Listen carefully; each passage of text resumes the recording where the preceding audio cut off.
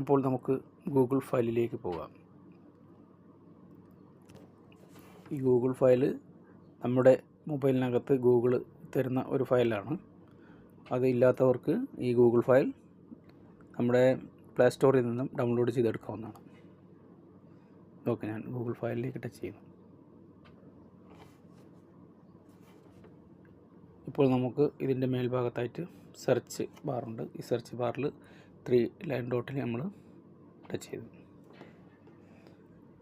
അപ്പോൾ ആ ഫയലിന് താഴെയായിട്ട് ക്ലീൻ എന്നുള്ള ഓപ്ഷനിൽ നമ്മൾ വീണ്ടും ടച്ച് ചെയ്യുകയാണ്. ഇത് നമ്മുടെ ഫയലുകൾ ക്ലീൻ ആക്കാൻ വേണ്ടിയുള്ള ഒരു ഇതാണ്.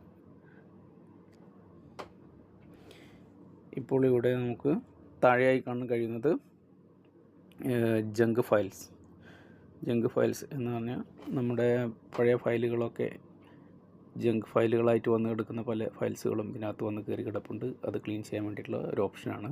അത് നമ്മളിവിടെ ടച്ച് ചെയ്യുന്നു, ക്ലീൻ. ഓക്കെ, ഇത് ക്ലിയർ കൊടുക്കുന്നു. ഇപ്പോൾ അവിടെ ക്ലിയറായി കിട്ടിയിട്ടുണ്ട്. അതിന് താഴെയായിട്ട് ഡിലീറ്റ് അൺയൂസ്ഡ് ഫയൽ ആപ്സ്. ഈ അൺയൂസ്ഡ് ആപ്സ്, നമ്മൾ ഉപയോഗിക്കാത്ത ആപ്സുകൾ ഇതിനകത്ത് നമ്മൾ പല ആവശ്യങ്ങൾക്കും, എഡിറ്റിങ്ങിനും മറ്റു കാര്യങ്ങൾക്കും പല ആവശ്യങ്ങൾക്കുമായിട്ട് പല ഫയലുകളും ഫോണിൽ നിന്ന് ഡൗൺലോഡ് ചേർക്കാറുണ്ട്. അപ്പോൾ അത് നമ്മൾ പെട്ടെന്ന് തന്നെ ക്ലീൻ ചെയ്ത് കളയാറില്ല. ഈ കളഞ്ഞാൽ തന്നെയും അത് പല ഏരിയകളിലായിട്ട് 3-4 ഫോൾഡറുകൾ വന്ന് കിടക്കും. അതുപോലൊരു സംഭവമാണിത്. ഇത് ക്ലീൻ ചെയ്യാവുന്ന, നമ്മൾ സെലക്ട് ചെയ്തിട്ട് നമുക്ക് വേണ്ട ഫയലുകൾ ഒഴിവാക്കിക്കൊണ്ട് ബാക്കി ടിക്ക് ചെയ്തിട്ട് ക്ലീൻ ചെയ്തെടുക്കാവുന്നതാണ്. ഇപ്പോൾ എനിക്കിവിടെ ഇതിൽ എൻ്റെ മെട്രാഷ് ആപ്സും ഒരുപാട് വേണ്ടതൊക്കെ ആവശ്യമുണ്ട്. അതുകൊണ്ട് ഞാനത് ഒന്നും കളയുന്നില്ല. ഇവിടെ ഇങ്ങനെ ടച്ച് ചെയ്ത് കഴിഞ്ഞാൽ ഫുള്ളായിട്ട് കാണിക്കും.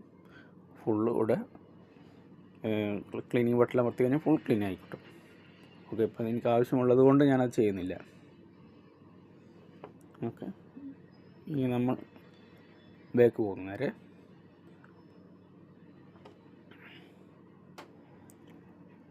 വീണ്ടും നമ്മൾ ബാക്ക് പോയി